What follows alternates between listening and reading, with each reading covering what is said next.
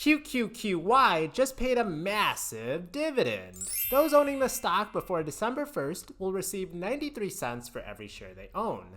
Not bad for an ETF trading at just $17.60.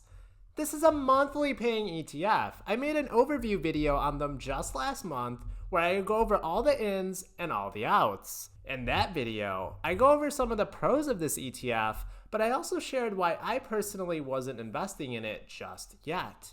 So, do I regret my decision after the juicy dividend payment that QQQY just put out? What's my take on the just reinvest the dividends bro talk that I keep hearing about? Let's find out. So, the Defiance Nasdaq 100 Index Enhanced Options Income ETF is the first put-right ETF using daily options to generate those juicy income for us investors every single month. This is a fund that specializes in getting you income. It doesn't care about capital appreciation growth necessarily. Now, this is a brand new ETF. It only launched in September of 2023. It's not yet time and tested. It's not yet proven itself to pay out those big dividend yields over long periods of time, over different economic conditions. In fact, so far the fund is down 12.6% in the almost 3 months it's been out since its inception, and this is not including dividends. It's down $2.54 at the time of this recording. However, it's going to have paid out $3.03 in dividends as it's hitting its 3-month anniversary. So for the time being, in total return, it still appears to be in the green. However, that return might be even less than what you're thinking, because remember, the fund managers will want their share of the cut for doing all the options trading for you, and they charge a hefty 99 basis points expense ratio. Let's imagine we had a $10,000 investment, we added $5,000 every year, and let's say we had a generous return of 10%. Annualized over 5 years, that will have grown to $45,000, but $1.3 thousand will have gone toward fees. Now, for those who want a totally passive investment and just want that income and are fine with people handling their money and having industry professionals doing the work for you, more power to you. Then paying that expense ratio is really no problem. You got to spend money to make money. The vast majority of us do not have the time, nor do we have the capital to do zero-day options on the Nasdaq 100.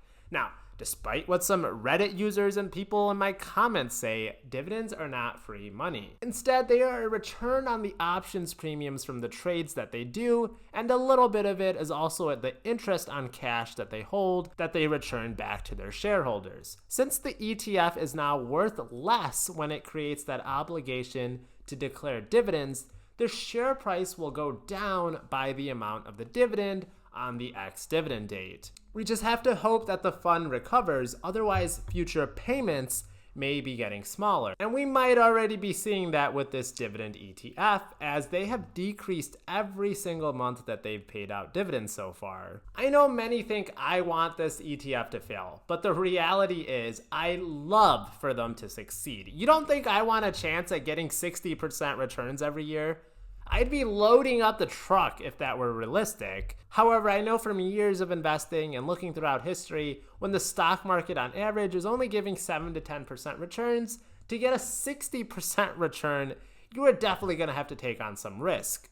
Risks which are well defined in the company website and on their prospectus. Trust me, there's nobody that wants to see you get that money more than me. So if you have a high risk tolerance, maybe these ETFs are suited for you. Just know the older you are, it's generally advised to take on less risk. The reason being, when you're in your older days, you won't have enough time to make that investment back, and most likely will be living off your investments in the later parts of your life. All right. So the new buzzword or phrase that people are saying to justify if it's okay if the dividends and the share price goes down due to NAV erosion is just reinvest the dividends, bro. Once you reinvest the dividends, your shares will increase, you will compound faster, and you will get more in dividends. That's what I'm hearing in my comments and on Reddit. Okay. A couple of questions I have for you. A couple of questions I have for this crowd. 1, Isn't the whole point of this dividend accumulation strategy, especially for the older investors, isn't it to one day live off your dividends? If you're constantly having to reinvest the dividends to keep that cash flow going, doesn't that kind of defeat the purpose? Secondly, for those not holding in tax advantage accounts, you're going to have to pay taxes on these distributions. That's going to be eating into those returns.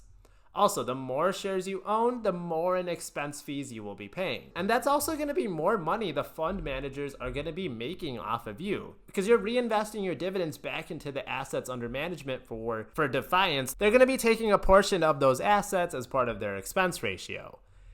Which, again, isn't inherently bad, right? They deserve to get paid for all the hard work that they do for providing this ETF as a tool to make money. Now, let's say you owned shares of Pepsi.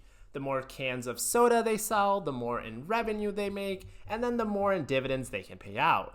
The reinvesting of your shares is gonna snowball. It's reliable, it's time and tested. Companies like Pepsi have raised their dividend every year for over 50 years. The more you reinvest those Pepsi dividends, the bigger the dividend snowball gets. It's a little bit harder to compare income ETFs like this because they don't actually sell a good or service. Distributions are going to be based on how well their options trading is going, which in part depends on how volatile the underlying asset is, and that's what's going to fuel how juicy those premiums are. So long story short, there's more variables to consider with income ETFs like this than just owning a regular stock. At the same time, this is a different type of asset class. We're getting exposure to volatility and possibly profiting off of it.